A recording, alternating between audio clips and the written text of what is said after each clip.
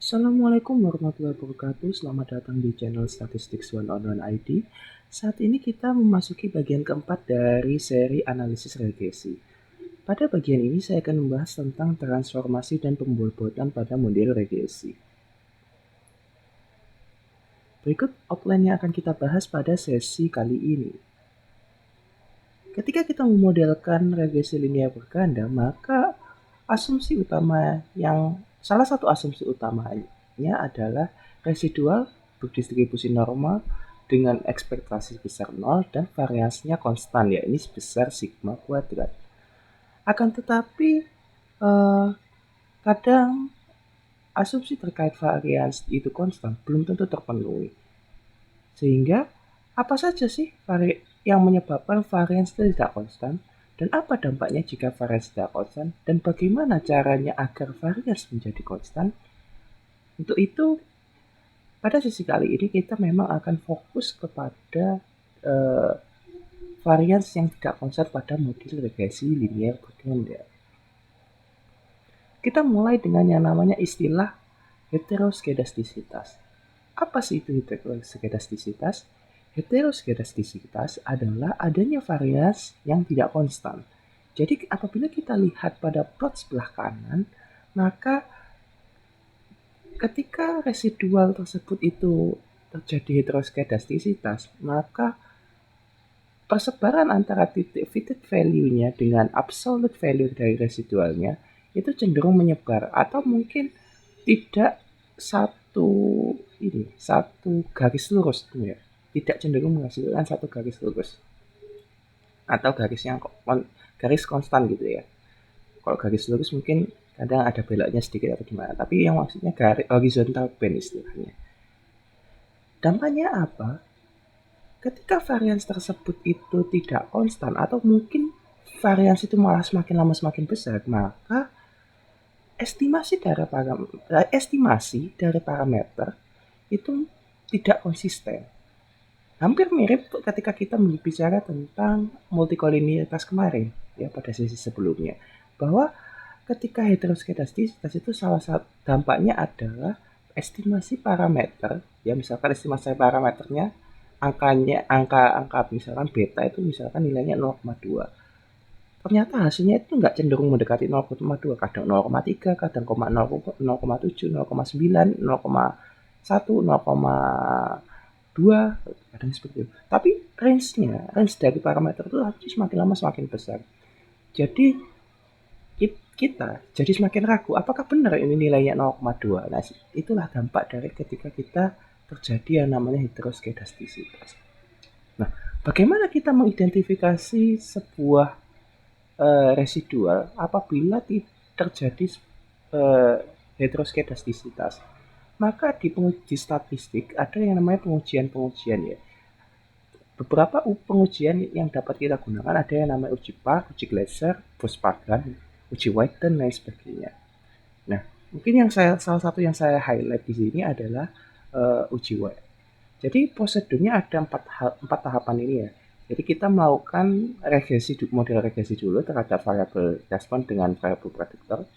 Kemudian setelah kita mendapatkan residual, maka kita menghitung nilai R-square-nya dari residual kuadrat dikalikan dengan fitted value-nya ya. Maksudnya dikalikan dalam artian di mana prediktor variabelnya itu merupakan hasil dari fitted value. Nah, hasil dari R-square tersebut ya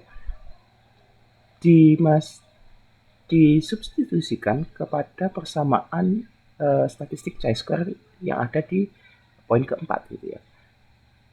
Di mana nilai statistik LM itu tadi itu setara distribusi chi-square dengan derajat bebas M, di mana M itu merupakan banyaknya variabel prediktor pada regresi yang kedua. Maksudnya regresi yang kedua itu adalah yang berada di poin ketiga itu tadi. Karena di poin ketiga itu tadi kita ada dua variabel prediktor, maka 2 min 1 sama dengan 1 gitu ya.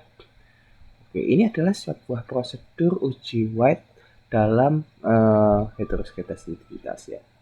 Jadi kalau misalkan keputusannya itu gagal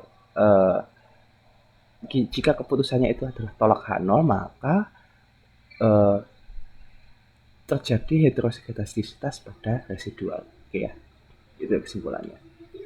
Kemudian cara mengatasinya bagaimana? Nah, terdapat berbagai macam cara, yaitu salah satunya adalah kita melakukan transformasi. Jadi, ketika kita melakukan transformasi, ya ini merupakan beberapa transformasi yang hubungan antara sigma kuadrat dengan bentuk transformasinya itu jadinya seperti apa gitu ya. Ini ada berbagai macam bentuk transformasi yang bisa kita gunakan untuk mengkonstankan sebuah varians gitu ya. Kemudian ada lagi transformasi seperti berikut. Jadi transformasi yang seperti ini itu bisa dikatakan kita melakukan linearisasi dari fungsi yang tidak linear. Jadi yang awalnya sebelah kanan ini adalah fungsinya eh, tidak linear, ya. Namun bisa kita transformasi menjadi bentuk linear. Nah, istilah eh, fungsi yang awalnya tidak linear tapi masih bisa dilinearkan itu adalah fungsi yang intrinsik dalam linearitas gitu ya, seperti itu. Nah, ya ada dampaknya adalah beberapa kasus memang dapat untuk menstabilkan varians. Contohnya seperti berikut. Ya, misalkan kita punya dataset seperti yang ada di sebelah kiri tadi.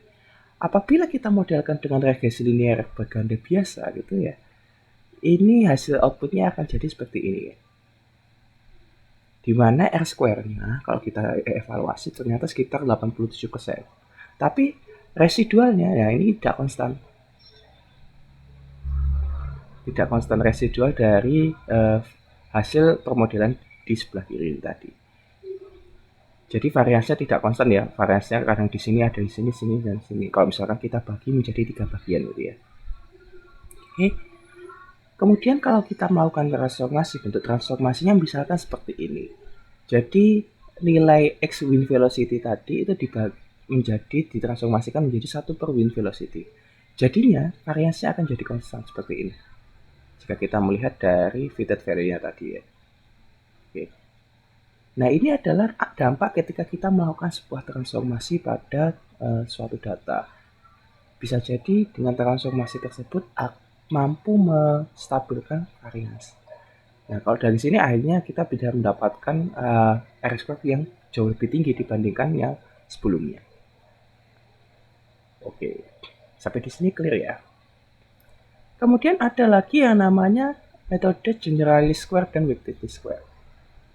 Jadi apabila kita kembali lagi ke model regresi linear berganda, kan asumsinya di sini adalah variasinya konstan, di mana matriks ini adalah matriks identitas ya, untuk ukuran n kali n.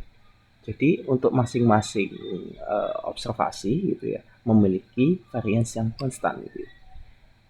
Namun apabila kita menggunakan konsep generalis least square, maka muncullah yang namanya matriks V. Matriks V ini merupakan sebuah matriks yang dimana nilai baik itu diagonal maupun nilai yang ada di diagonal atas maupun diagonal bawahnya itu bisa tidak konstan. Ya bisa 0, misalkan 0,2, 0,4 dan lain sebagainya. Nah, apabila matriks V ini tadi adalah matriks yang diagonal tapi di setiap nilainya berbeda-beda, maka observasi dari nilai Y itu tidak berkorelasi ya, antar observasi tidak berkorelasi, namun variansnya tidak konstan. Jadi dengan konsep generalis least square yang menggunakan matriks V ini tadi, kita bisa menyelesaikan dua permasalahan sekaligus, yakni varians yang tidak konstan dan autokorelasi atau adanya hubungan antar observasi pengamatan gitu ya. Nah, bagaimana formulasinya? Yang membedakan ketika kita melakukan estimasi parameter, adanya tambahan matriks V ini tadi, inverse dari matriks V. Nah, matriks V ini tadi kita bisa mengatakan adalah matriks bobot gitu ya. Kemudian lanjut lagi, yang namanya weighted least square. Ya ini mohon maaf ya, sorry ya, seharusnya ini eh, WLS ya harusnya. Ini harusnya bukan GLS tapi WLS. Oke. Ya mungkin kemarin waktu bikin slide agak ngantuk jadi ada kekeliruan sedikit. Ya. Nah, jadi kalau kita kembali lagi ke kasus weighted atau generalistic square yang ada slide sebelumnya, maka apabila diagonal ini tadi, diagonal atas maupun diagonal bawah itu nilainya sama dengan 0, maka dapat kita katakan ini adalah kasus weighted least square di mana specified untuk menyelesaikan permasalahan varians yang tidak konstan. Nah, jadi yang membedakan adalah di sini nantinya. Jadi di diagonalnya ini tadi itu nilai diagonal utamanya, ini diagonal utamanya ya di dalam sebuah matriks V itu nilainya 1 per bobot itu tadi. Nah yang sebelah kiri ini tadi ini adalah nilainya 0, jadi tidak ada korelasi antar pengamatan. Ya. Nah maka muncul juga permasalahan, terus bagaimana ya kita menentukan bobot pada generalized least square ataupun weighted least square? Nah, ada sebuah paper yang cukup menarik yang sudah lama sekali ya diperkenalkan, ditulis oleh Peter M. Hooper. Jadi untuk menentukan bobot pada weighted least square, kita bisa menggunakan konsep iteratif model. Jadi bagaimana sih salah satu konsepnya? Misalkan prosedurnya diberikan sebuah prosedur seperti ini ya. Pada prosedur tahap pertama kita melakukan inisialisasi bobot yaitu sebesar 1 semua. Jadi kita asumsikan tidak memiliki heteroskedastisitas ya pada sebuah data. Kemudian kita melakukan estimasi nih menggunakan WLS. Nah kalau misalkan nilai bobotnya itu sama dengan 1, maka sebenarnya kan nilai beta inisialisasi tadi itu sebenarnya seperti OLS biasa ya. Kemudian kita melakukan perhitungan bobot ya dengan cara menghitung residual absolut residual dari estimasi parameter yang sudah kita lakukan tadi. Kita sudah dapat beta taksiran tadi, kemudian kita hitung absolut residualnya. Nah, kemudian proses kedua dan ketiga kita ulangi terus. Jadi kan kita udah dapat bobot yang baru nih. Nah, bobot yang baru dimasukkan kembali ke estimasi yang tahapan yang kedua. Terus diperoleh lagi nilai beta lagi yang baru. Nah, kemudian proses yang ketiga dilakukan lagi dengan beta yang sudah diinputkan dari berdasarkan bobot yang sudah kita hitung sebelumnya. Dimasukkan kembali. Di proses iterasi ini dilakukan berulang-ulang sampai konvergen. Konvergen itu maksudnya apa? Nilai beta tadi sudah tidak ada perubahan yang signifikan ya. Jadi beta iterasi pertama sampai beta iterasi kedua atau beta iterasi ke 99 sama 100 itu sudah tidak memiliki selisih yang cukup besar. Itu yang maksudnya konvergen. Jadi dengan prosedur ini diharapkan kita mendapatkan bobot yang optimum. Ya. Sampai di sini saya harap teman-teman sudah mulai paham.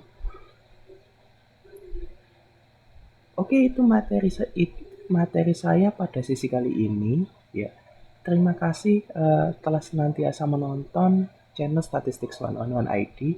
Jangan lupa subscribe ya, like dan komen dan juga share channel ini agar benar-benar menjadi pelopor democratizing statistics across Indonesia.